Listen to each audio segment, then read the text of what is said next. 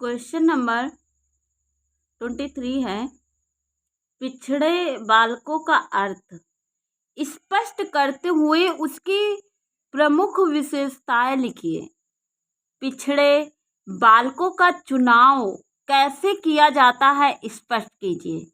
पिछड़े बालक का अर्थ, जो पिछड़े बालक हैं उनका क्या अर्थ होता है।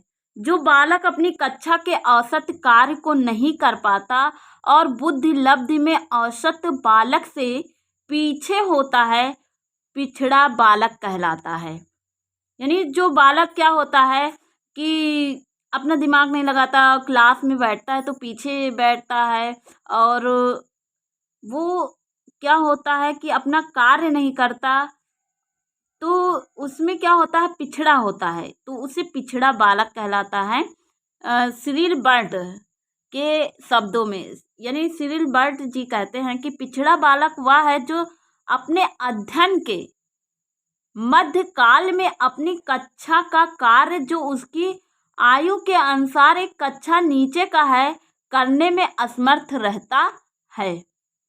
पिछड़ा बालक कितनी बुद्धि लब्धि का होता है, इस संबंध में मनोवैज्ञानिक एक मत नहीं है। अधिकांश मनोवैज्ञानिक ऐसे बालकों को पिछड़ा बालक मानते हैं जिसकी बुद्धि लब्ध 85 से कम होती है। सोनल जी कहते हैं कि पिछड़े बालक की परिभाषा देते हुए कहा कि पिछड़े बालक वह है जो अपनी आयु में अन्य बालकों की तुलना में अत्यधिक शैक्षणिक दुर्बलता का परिचय देता है। बर्टन हॉल के शब्दों में, समानता पिछड़ेपन का प्रयोग उन बालकों के लिए होता है जिनकी शैक्षणिक उपलब्धि उनकी स्वाभाविक योग्यताओं के स्तर से कम हो। पिछड़े बालकों की विशेषताएं। पिछड़े बालकों में समानता निम्नलिखित विशेषताएं होती हैं।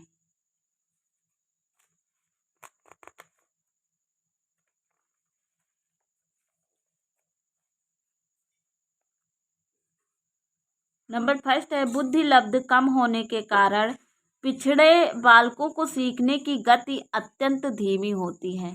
नंबर 2 है, पिछड़े बालक सामान्य विद्यालय के पाठ्यक्रम से लाभ उठाने में असमर्थ रहते हैं। नंबर 3 है, पिछड़े बालक मानसिक रूप से अस्वस्थ होते हैं, वे विद्यालय में समायोजन नहीं कर पाते और संवेगात्मक दृष्टि से असंतुलित रहते हैं। नंबर 4 है, पिछड़े बालक अपने जीवन में निराशा का अनुभव करते हैं, उनकी महत्वाकांक्षाएं समाप्त हो जाती हैं और वे नेतृत्व प्रदान करने में असमर्थ रहते हैं। नंबर 5 है, पिछड़े बालकों को सामाजिक समायोजन में बड़ी कठिनाई होती है, उन्हें सदैव दूसरों की मित्रता और सहानुभूति की आवश्यकता होती है।